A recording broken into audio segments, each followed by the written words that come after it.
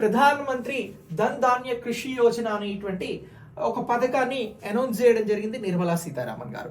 So ఈ పథకం యొక్క ఉద్దేశం ఏంటి అని అంటే, ఈ పథకం ద్వారా వ్యవసాయ అనుబంధ రైతులకి సంబంధించినటువంటి వారికి శిక్షణ అందించి సాంకేతిక అవగాహన అందించి దీంతో పాటు నిధులను అందించినట్లయితే గ్రామీణ ఆర్థిక వ్యవస్థను బలోపేతం చేయడంలో వ్యవసాయ రంగం, వ్యవసాయ అనుబంధ రంగాలు ముందుకెళ్తాయి అని చెప్పేసి భావించి ఈ ప్రోగ్రామ్ని అనౌన్స్ చేయడం జరిగింది నిర్మలా సీతారామన్ గారు, ఆర్థిక మంత్రి.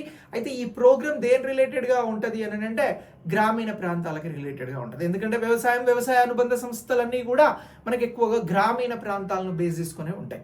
సో కాబట్టి దీనికోసమే ఈ పథకం వచ్చింది, ప్రధానమంత్రి ధన్ ధాన్ కృషి యోజన. సో ఇలా ఈ గ్రామీణ ఆర్థిక వ్యవస్థ బలోపేతం కోసం ఇటీవల 2025-26లో ఏ పథకం వచ్చింది అని అంటారు. అప్పుడు అడిగితే మీరు చెప్పండి, ప్రధానమంత్రి ధన్ ధాన్య యోజన అనేటువంటి పథకాన్ని ఆర్థిక మంత్రి ప్రకటించారు. దీని ద్వారా రుణాలను, శిక్షణను, సాంకేతిక అవగాహన అందిస్తా ఉన్నారు అని చెప్పాలి.